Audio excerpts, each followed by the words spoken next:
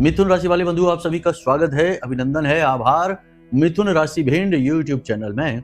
तो मिथुन राशि वालों, ध्यान से समझिए, आने वाले 3 से 5 दिन आपके जीवन के बहुत ही कठिन दिन होने वाले हैं। ग्रहों की स्थितियां पूरी तरह से प्रतिकूल हो चुकी हैं, रही सही कसर मंगल ने पूरी कर दी है। 3 अप्रैल को मंगल का गोचर होने जा रहा है कर्क राशि में, और कर्क राशि में मंगल जाकर नीच के हो जाते हैं। यानी यह नीच का मंगल आपको कई जगह से परेशानी और विपत्तियां लाकर देगा। अब ध्यान से सुनिए, 4 तारीख से आपकी कुंडली में मंगल भी नीच के हो जाएंगे और बुध पहले से ही नीच के चल रहे हैं मीन राशि में। यानी यहाँ पर स्थिति आपके लिए बहुत खतरनाक होने जा रही है। मंगल आपकी शक्ति है, ऊर्जा है, आपके पास आने वाला धन है और आपके घर गृहस्थी का सुख है। ठीक इसी प्रकार बुध आपका बुद्धि, विवेक, आपका व्यापार, आपकी वाणी है। अब जब यही सबसे शक्तिशाली और महत्वपूर्ण ग्रह ही नीच के हो जाएंगे तो आपके ऊपर इनके क्या दुष्प्रभाव रहने वाले हैं। इसीलिए हम आपसे कह रहे हैं कि आने वाला समय यानी कि 3 से 5 दिनों में आपके जीवन में 3 बेहद ही अपशगुनी, बहुत ही खतरनाक घटनाएं घटने जा रही हैं। आपको सावधान रहना होगा। कौन सी है वे घटनाएं, इसके विषय में तो हम आपको खुलकर विस्तार से बताएंगे ही। इसी के साथ साथ हम आपको यह भी बताएंगे कि इन घटनाओं से बचने के क्या उपाय हैं, क्या क्रियाएं हैं, कौन सी सावधानियां हैं। केवल ये 3 घटनाएं ही नहीं, इनके साथ साथ आपके परिवार और आपके खुद के शरीर में होने वाले कुछ विशेष बदलाव हम आपको बताने वाले हैं, जो इस मंगल के गोचर से जुड़े हुए हैं। बंधु, यह कार्यक्रम जब आप अंत तक देखेंगे तो आपको ऐसा ज्ञान मिलेगा जो आने वाले समय से, आने वाली मुसीबतों से आपको पूरी तरह से सुरक्षित कर देगा। कह सकते हैं कि यह कार्यक्रम आपके लिए एक ऐसी शील्ड बना देगा, एक ऐसी ढाल बना देगा जिससे मुसीबतें टकरा कर वापस लौट जाएंगी। क्योंकि हम आपको इतना शुद्ध, इतना परिशुद्ध, इतना विशेष ज्ञान दे देंगे जो कि समय की बदलती हुई चाल के लिए आपके लिए बेहद अनुकूल है और बेहद आवश्यक है। एक बात ध्यान से समझिए, अंग्रेजी में कहावत है, precaution is better than cure. इसका मतलब यह होता है कि इलाज करवाने से बेहतर है कि पहले ही सावधानी बरती जाए। तो यही आज के इस कार्यक्रम को बनाने का मकसद है कि आपके जीवन में सावधानियां पहले से ही ला दी जाएं या डाल दी जाएं, ताकि आप किसी आने वाले अनिष्ट से बच जाएं, सुरक्षा कवच आपके आसपास निर्मित हो जाए। इसी के साथ साथ बंधुओं, हम आपको कार्यक्रम के अंत में एक बेहद शक्तिशाली उपाय बताने वाले हैं जो इस मंगल को आपके अनुकूल कर देगा, चाहे भले ही मंगल नीच के क्यों ना हो। जी हाँ बंधुओं, क्योंकि मंगल अब लंबे समय तक नीच के रहने वाले हैं, कर्क राशि में रहने वाले हैं। 7 जून तक यह अवस्था रहने वाली है। तो अब आपको इससे लंबे समय तक जूझना है। तो इसके जो दुष्परिणाम है उनके बारे में अच्छी तरह से समझना है, जानना है, फिर इसके उपाय करने हैं। और उपाय करने से ग्रहों की जो नकारात्मक ऊर्जा है, प्रतिकूल ऊर्जा है, वह अनुकूल हो जाती है, हमारे अनुसार हो जाती है। फिर हमारा जीवन सुचारू रूप से चलने लगता है। बंधुओं, याद रखना कि ग्रहों की जो चाल है वह तो लगातार पल प्रतिपल बदल रही है। अगर हम इस बदलती चाल के अनुसार अपने जीवन में छोटे छोटे बदलाव करते चलें, छोटे छोटे उपाय और क्रियाएं जोड़ते चलें, तो इस बदलती चाल के अनुसार ही हम अपने जीवन को ढाल लेते हैं। फिर हमारा जीवन हमारे थोड़े से प्रयासों से ही बड़ा सुंदर और मधुर बन जाता है। ठीक उसी प्रकार की समुद्र में कोई नाव जा रही है, यदि उस नाव में इंजन लगा है तो इंजन तो अपनी गति से नाव को चला ही रहा है, लेकिन यदि उस नाव में लगी पाल को भी खोल दिया जाए तो हवा का बहाव उस नाव को दुगने जोर से आगे लेकर जाएगा। यानी कि इंजन की शक्ति भी बचेगी और प्रकृति के बहाव से वह नाव अपनी मंजिल तक बड़ी आसानी से पहुंच जाएगी। तो यही होता है जब आप समय के अनुसार अपने जीवन को सही तरीके से जीते हैं, चुनाव सही और गलत का करना जानते हैं और श्रेष्ठ मार्गदर्शन प्राप्त कर लेते हैं। यही कार्य आज का यह कार्यक्रम आपके जीवन में करने वाला है। बंधु, इस कार्यक्रम को ना देखना सबसे बड़ी मूर्खता होगी, क्योंकि खुद ही अपना पैर कुल्हाड़ी पर मार लेने जैसी कहावत को आप चरितार्थ कर बैठेंगे। बिल्कुल कालिदास के उस चरित्र की तरह कि जो जिस डाल पर बैठा था उसी डाल को काट रहा था, क्योंकि वह महामूर्ख कालिदास था। बाद में ज्ञानी महाज्ञानी कालिदास बने, लेकिन पहले उनकी यही अवस्था थी। तो ऐसी गलती नहीं करना है। ऐसा पागलपन बहुत कर लिया आपने। पहले भी आपने सच्चाई और अच्छाई का तिरस्कार किया है, जिसका परिणाम आपने देख लिया है। लेकिन अब आपको ऐसा नहीं करना है। महामाई की कृपा और यह शुद्ध परिशुद्ध ज्ञान आप तक पहुंचा है, इसे आपको स्वीकार करना ही होगा। इसे स्वीकार करिए और आने वाले दिन, समय और काल की जो भविष्यवाणियां हम करने जा रहे हैं उन्हें नोट करके रखिए। एक एक भविष्यवाणी आपके जीवन में सत्य होने जा रही है। अगर सत्य होगी तभी कहना कि गुरुजी ने सही कहा था कि ये बात होगी, और देखो आज हो ही गई। हो सकता है कि एक आध भविष्यवाणी ना मैच हो, लेकिन ज्यादातर भविष्यवाणियां तो आपसे मैच हो ही जाएंगी। तो बस बंधुओं, कार्यक्रम को पूरे धैर्य के साथ ठंडे दिमाग से देखना, अंत तक देखना, तो ही हमारी मेहनत सफल होगी, महामाई की कृपा आप तक पहुंचेगी और आपका जीवन सुंदर होगा। तो चलिए बंधु, आज के इस विशेष कार्यक्रम को शुरू करते हैं महामाई को याद करते हुए, क्योंकि उनको याद किए बिना तो हमारा दिन, जीवन, मन, धन, तन कुछ भी शुरू नहीं हो सकता, सब शून्य है। तो चलिए बंधु, प्रेम के साथ लिखिए, जय मां भद्रकाली, कृपा करो। महामाई निश्चित तौर पर आपके ऊपर कृपा करेंगी, हमें पूर्ण विश्वास है। तो चलिए बंधुओं, अब अच्छी तरह से ध्यान से समझिए। प्यारे मित्रों, हमारे अत्यंत प्रिय और परम पूज्य अमिताचार्य जी के पास माँ बगलामुखी और माँ भद्रकाली की साधनाओं का वर्षों का अनुभव है और माता रानी की इनके ऊपर पूर्ण कृपा और सिद्धि है। आचार्य जी ने अपने सटीक कुंडली विश्लेषण और श्रेष्ठतम उपायों के माध्यम से हजारों लोगों के जीवन को खुशियों से भरा है। आचार्य जी का कुंडली विश्लेषण और उपाय करवाने का तरीका इतना अद्भुत है कि जीवन के हर एक दुख और कष्ट का कारण जड़ से ही समाप्त हो जाता है। फिर समस्या चाहे जैसी भी हो, कर्जा बहुत बढ़ गया हो, व्यापार चल नहीं रहा हो, बीमारियों में आप बर्बाद हो चुके हो, रिश्तों में प्रेम समाप्त हो चुका हो, या फिर नौकरी ही ना मिल रही हो, विवाह में देरी होती हो, कैसी भी समस्या हो, इन समस्याओं का कारण क्या है, कौन सी महादशा परेशान कर रही है, कौन सा दोष लगा हुआ है, सब कुछ आचार्य जी इतना सटीक बताते हैं कि वर्षों वर्ष के दुख कुछ ही दिनों में समाप्त हो जाते हैं। अगर आपके जीवन में भी कोई ऐसी संकट की घड़ी है तो यही सही समय है जब आप पूज्य आचार्य जी के हाथों से अपनी कुंडली का विश्लेषण करवाएं और वर्षों से चल रहे दुखों और संकटों के इस चक्र से बाहर निकल जाएं। प्यारे मित्रों, अभी वीडियो में दिए गए नंबरों पर फोन करिए और अपनी कुंडली का श्रेष्ठतम आकलन करवा डालिए। जिंदगी बदलने का ये सबसे बड़ा मौका हाथ से मत जाने दीजिएगा। जय माई की, महामाई आपका कल्याण करे।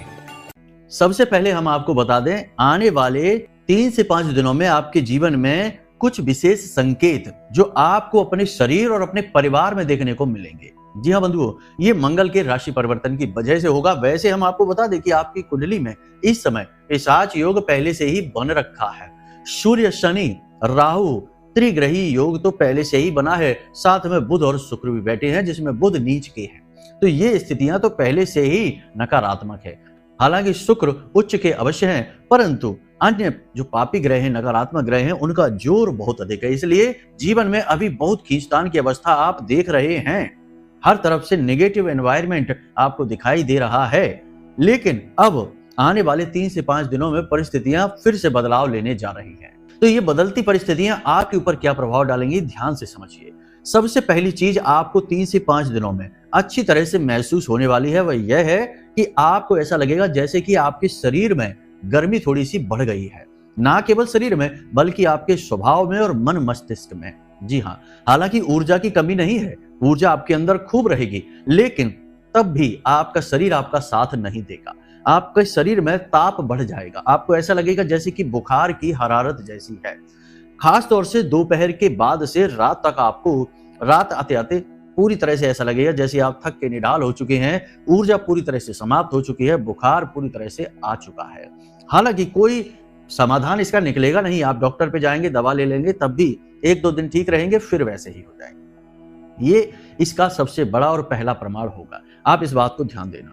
दूसरा संकेत यह मिलेगा कि आपको अगले 3 से 5 दिनों में सिर में भारीपन की समस्या रहेगी, सिर दर्द की समस्या रह सकती है, काम में आपका मन नहीं लगेगा, स्वास्थ्य की वजह से आप परेशान रहेंगे, यानी कि आपका दिमाग एकाग्रचित नहीं होगा, सिर में भारीपन रहेगा, इस वजह से आपका काम में मन नहीं लगेगा। हालांकि आप काम करना खूब चाहते हैं, अपना जोर पूरा लगाएंगे, आप रुकेंगे नहीं, ठहरेंगे नहीं, काम आप अपना जरूर करेंगे, लेकिन आपके अंदर अब वह चीज महसूस आपको नहीं होगी। ऐसा लगेगा जैसे कि आपकी तबीयत खराब है, आपका मन अच्छा नहीं है, आपके अंदर वह पॉजिटिव एनर्जी अब आपको महसूस नहीं होगी। जी हाँ, यह है दूसरा। तीसरा यह कि आपके शरीर में पानी की कमी होने वाली है। 3 से 5 दिनों में आपको या तो काम इतना रहेगा कि पानी पीने की भी फुर्सत नहीं मिलेगी, या फिर आप खुद ही भूल जाएंगे पानी पीना, और इसकी वजह से आपके शरीर में पानी की कमी होने वाली है। ये सारी बातें हैं, इनको आप ध्यान से समझते जाइए और 3 से 5 दिनों में इन्हें नोट करके रखिए। ये घटनाएं आपके साथ होने वाली हैं। इसी के साथ साथ आपका अब दिमाग थोड़ा सा गर्म भी रहने लगेगा, यानी कि आपको जल्दी गुस्सा आने लगेगा, छोटी छोटी बातों में चिढ़ आने लगेगी, किसी से जरा सी बात शुरू होगी और जल्दी ही वह बात तनाव में बदल जाएगी और आपको क्रोध आ जाएगा, बात बिगड़ सकती है। आपका विवाद, आपका झगड़ा, तनाव की स्थिति आपके परिवार में ही बनेगी, आपके मित्रों में ही बनेगी, आपके अपनों में ही बनेगी। आपको ऐसा लगेगा जैसे लोग जानबूझकर आपके सामने आ रहे हैं, आपकी बात काट रहे हैं, आपसे झगड़ने की कोशिश कर रहे हैं, आपको उकसा रहे हैं, ऐसा आपको लगेगा। इसके साथ साथ ये होगा कि आप अपना आपा खो बैठेंगे और तनाव की स्थिति बढ़ जाएगी। ये स्थिति भी आपके साथ बनेगी। अब बात करते हैं धन की स्थिति की। तो धन की स्थिति भी कुछ इस प्रकार, देखिए मंगल जो है वह ऊर्जा यानी अग्नि का कारक है, अग्नि तत्व का सूचक है, और मंगल जो है वह आपके घर गृहस्थी यानी दाम्पत्य सुख का शत्रु है और आपके धन का शत्रु है। तो ध्यान से समझिए, पति पत्नी के बीच में तनाव बनेगा, प्रेम कम हो जाएगा। हालांकि ऐसा नहीं है कि प्रेम सचमुच में कम हो जाएगा, आपको ऐसा लगेगा, महसूस होगा कि बीच में आप दोनों के प्रेम तत्व की कमी महसूस होगी। छोटी छोटी बातों पर तनाव बढ़ जाएगा, झगड़ा हो जाएगा। आपको ऐसा लगेगा जैसे आपका जीवन साथी जानबूझकर आपसे उलझने की कोशिश कर रहा है, आपसे बिना मतलब में आर्ग्यूमेंट कर रहा है, बहसबाजी कर रहा है, छोटी छोटी बातों में आपके आड़े आ रहा है। आपकी बात सीधी सीधी सी भी है, उसे समझ नहीं आएगी और वह आपसे बहस करेगा, ऐसा आपको लगेगा। ये ग्रह का प्रभाव रहेगा। इसकी वजह से आप जल्दी से अपना कंट्रोल खो देंगे, अपना आपा खो देंगे, क्रोध में आ जाएंगे, तनाव में आ जाएंगे और बात बिगड़ भी सकती है। यहाँ पर आपको पूरे धैर्य के साथ काम लेना है। प्रेमियों के साथ भी स्थिति ऐसी ही रहने वाली है। जो प्रेमी है उनका आपस में विवाद झगड़ा हो सकता है, उनकी स्थिति तो और भी खराब हो सकती है, क्योंकि प्रेमियों का महाशत्रु होता है यह मंगल। तो इसका आप ध्यान रखना। अब धन की स्थिति की बात करते हैं, यह सबसे महत्वपूर्ण है।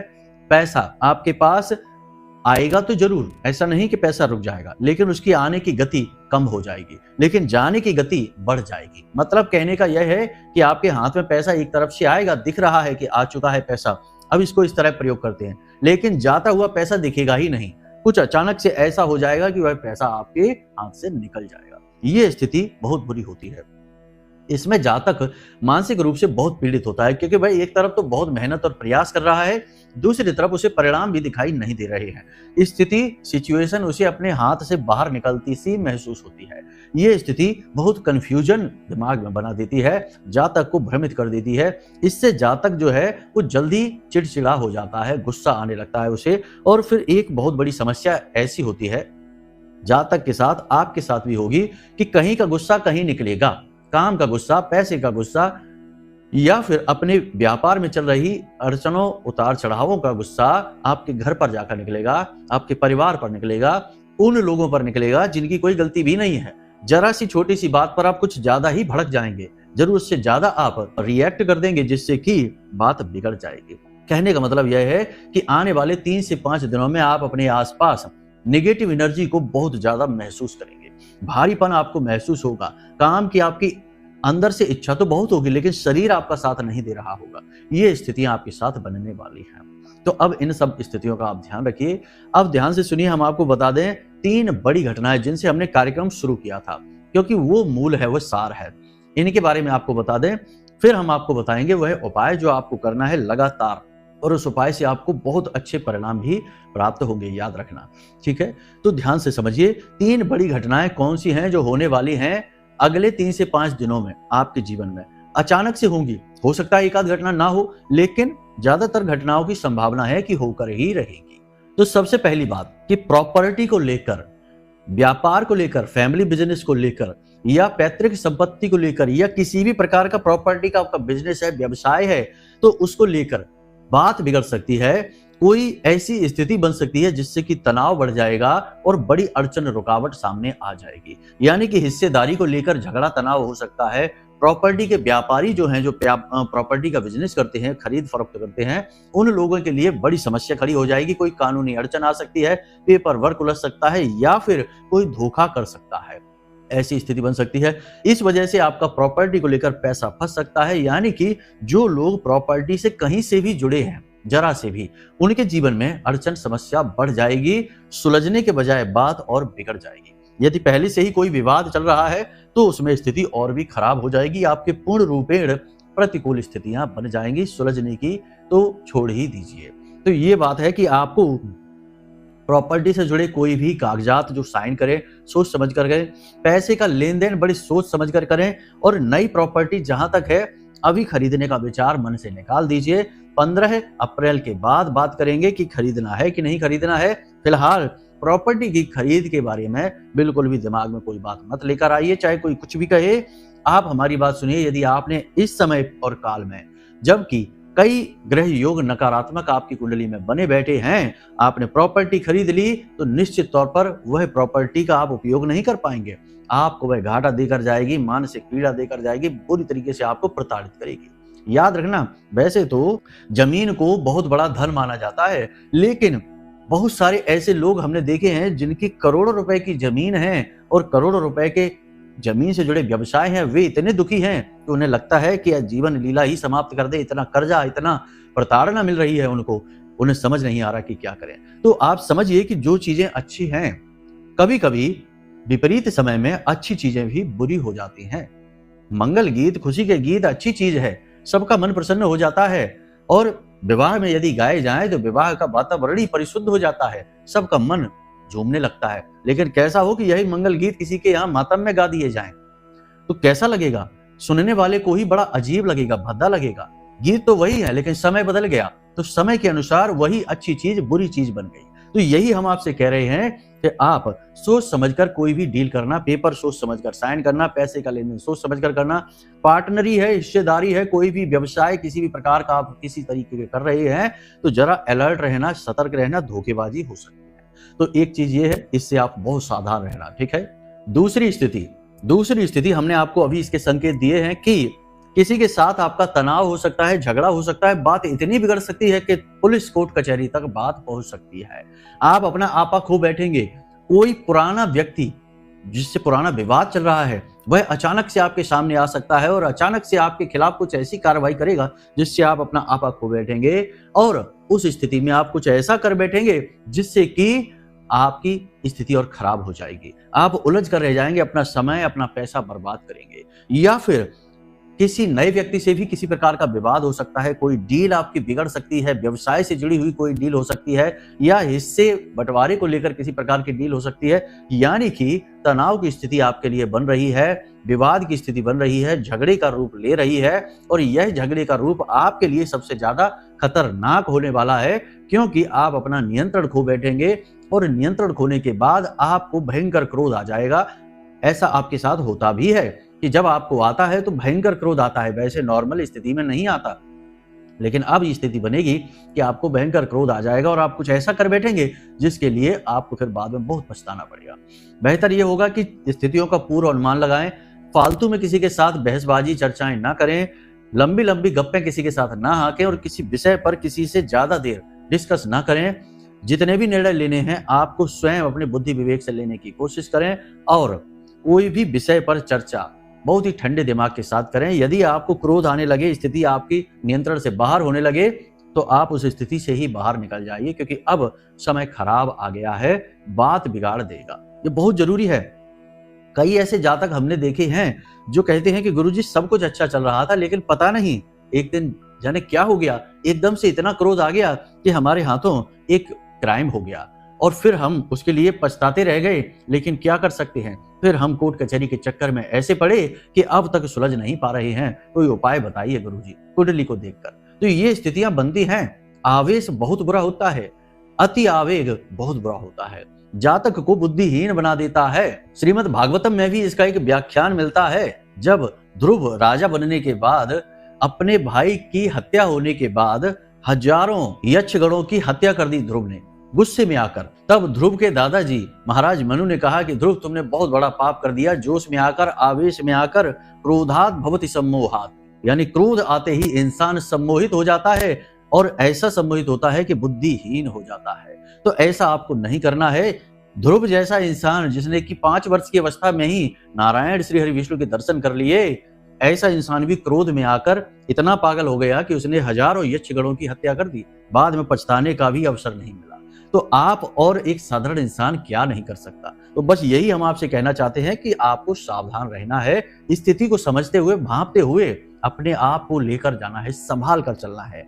जब बुरा वक्त होता है तो संभल कर चलने का समय होता है, और यही आपकी बुद्धिमानी की सबसे बड़ी परीक्षा भी होता है। तो बस इसका आपको ध्यान रखना है। तीसरा, सेहत का ध्यान। हमने जैसे शुरुआत में ही आपसे कहा था, पानी की कमी होगी, बुखार हरारत बढ़ेगी, सिर में तकलीफें होंगी, दर्द बढ़ेगा, शरीर के जगह जगह अलग अलग भागों में दर्द रहेगा। ब्लड प्रेशर के मरीजों के लिए बहुत बड़ी समस्या है। दांतों से जुड़े रोग हो सकते हैं, नेत्रों से जुड़े रोग हो सकते हैं, और कोई पुरानी एलर्जी भी उखड़ सकती है। तो अब जब आपके जीवन में इस प्रकार की समस्याएं, रोग पहले से ही हैं, तो आपको बहुत ज्यादा अलर्ट रहना है। और यदि नहीं है, आप पूरी तरह से स्वस्थ हैं, तो भगवान की कृपा है। पहला सुख है निर्मल काया। ईश्वर ने आपको प्रथम सुख ही श्रेष्ठ दिया है, तो इसे बचाकर रखना तो आपकी जिम्मेदारी है। भगवान तो नहीं आएंगे ना आपको पानी पिलाने के लिए, भोजन कराने के लिए, योग प्राणायाम कराने के लिए और चित्त को शांत रखने के लिए, क्योंकि शरीर हमारे मन का प्रतिबिंब होता है। अगर हमारा मन ही दूषित है, मन ही व्याकुल है, तो शरीर पहले ही छटपटाने लगता है और संकेत चेहरे पर दिखने लगते हैं। बीमारियों के रूप में शरीर में संकेत दिखने लगते हैं। तो मन को शांत रखना आपकी जिम्मेदारी है। भगवान ने तो आपको परिस्थितियों में डाला ही है ताकि आप और सुदृढ़ हो सके, मजबूत हो सके मन से और कठोर हो सके।